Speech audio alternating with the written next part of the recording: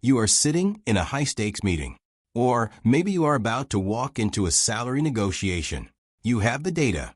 You have the strategy. You know exactly what you want to say. But before you finish your first sentence, the decision has already been made. Not about your ideas. About you.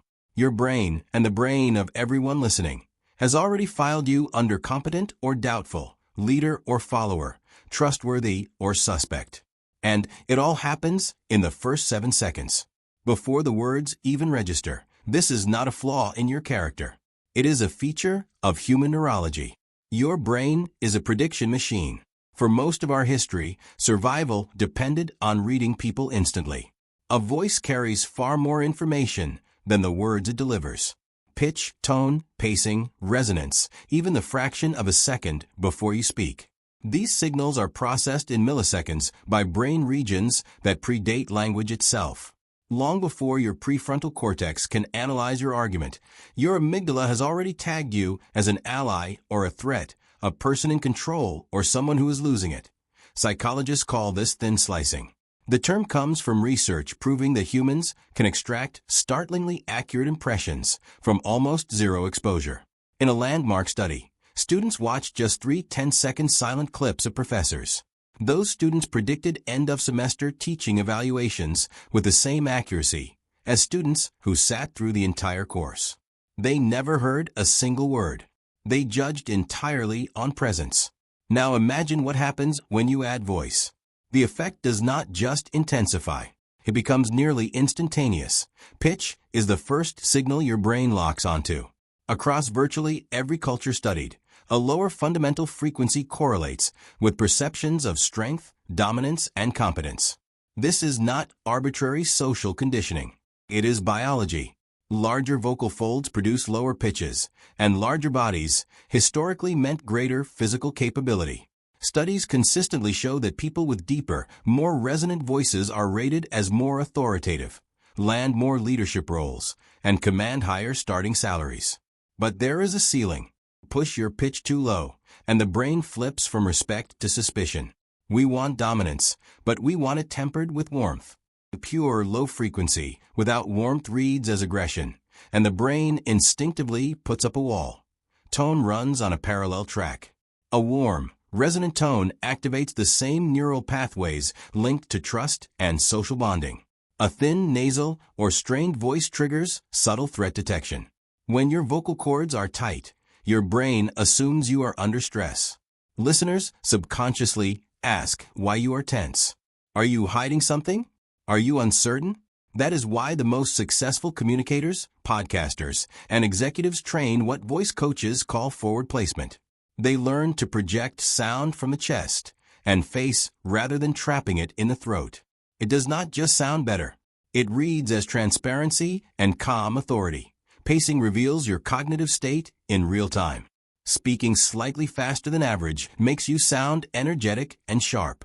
But cross the listener's processing threshold, and you instantly sound anxious, scattered, or like you are trying to sell something. Speak too slowly, and you read as hesitant or condescending. The most influential voices cluster in a narrow band, roughly 140 to 160 words per minute. But the secret is not the speed. It is the variation. They accelerate to convey urgency. They slow down. They pause. And those pauses are not empty space. They are psychological punctuation. They force the listener's brain to lean in and wait for what comes next. Then there are the vocal habits that silently sabotage professional credibility. Vocal fry, that creaky vibration at the end of a sentence, is consistently rated as less competent and less trustworthy, especially in high-stakes professional settings. Upspeak, where declarative sentences end with a rising tone like a question, tells the listener's brain that you are unsure of your own point. These are not fair judgments, but they are automatic ones. And in careers, negotiations, and leadership roles, automatic judgments dictate outcomes. That 7-second window is not a metaphor. EEG research shows the brain produces a distinct neural spike, the P300 wave, within 300 milliseconds of hearing a new voice. Is your brain's instant categorization system.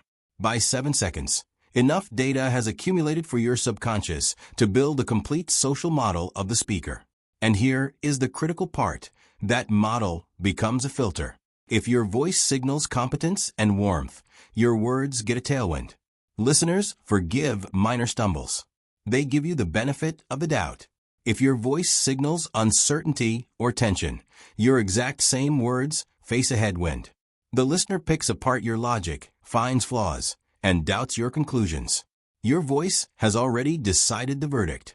The words are just being tried against it. This has massive implications for anyone whose career or income depends on being heard.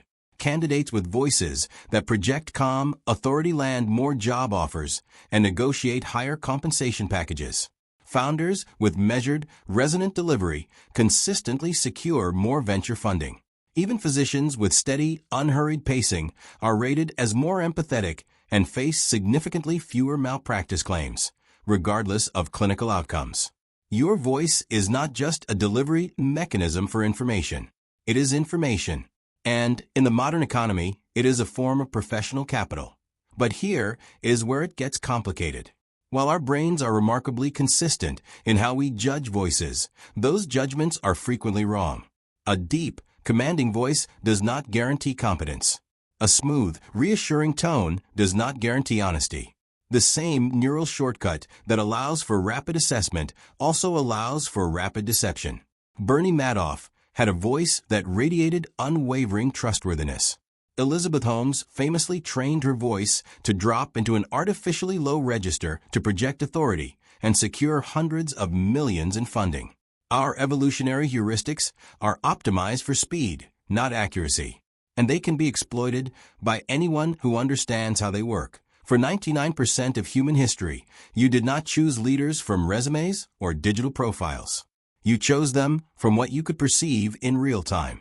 A voice that projected confidence without aggression, warmth without submission, and clarity without hesitation identified someone who could coordinate a group, navigate conflict, and spot danger. These were survival traits. The brain evolved to detect them automatically because conscious deliberation was too slow. The good news is that unlike physical appearance, vocal charisma is highly trainable. You cannot change your bone structure overnight, but you can change your breathing, your posture, your pacing, and your vocal placement through deliberate practice. The goal is not to manufacture a fake persona. It is to align your vocal signal with your actual competence, so your first 7 seconds do not sabotage your message. Consider what happens when you strip the voice away entirely.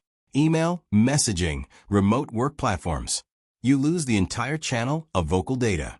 Your brain still tries to construct a model of the sender, but it has to rely on punctuation, word choice, and response timing. Those signals are wildly ambiguous. It is exactly why digital miscommunication spirals so easily into conflict. The voice carries reconciliation cues that text simply cannot replicate. A slight softening of tone, a deliberate pause, a grounded breath. These are social repair mechanisms. Without them, the brain defaults to threat.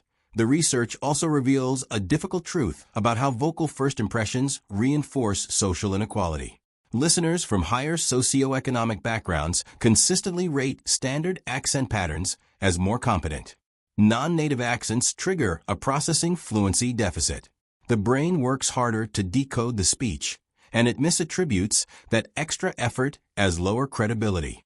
Age-related vocal changes trigger automatic competence, penalties that have nothing to do with actual cognitive ability. These are not conscious prejudices. They are automated neurological shortcuts that quietly replicate existing hierarchies. Recognizing this is not about political correctness. It is about understanding how the system actually works, so you can navigate it, lead within it, and override it in yourself. Practically speaking, your voice is a form of capital. Like financial capital, it is distributed unevenly at birth and can be compounded or depleted through habit. Someone who speaks in a flat monotone because they are anxious is not revealing their true potential. They are broadcasting a temporary stress response that their audience will permanently encode as their identity. The gap between who you are and how you sound shapes opportunities, partnerships, and income streams in ways that compound over decades. But that 7-second judgment is not a life sentence. It is a hypothesis your brain generates and constantly updates. The catch is that first impressions receive disproportionate weight.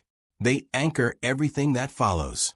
A strong vocal start gives you momentum. A weak one forces you to work twice as hard to prove your point. The window is narrow, but it is never completely closed. So the next time you hear a voice before you see a face, pay close attention to what your own mind is doing. Notice the automatic categorization.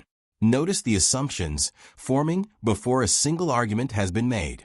That awareness is the exact moment you take back control.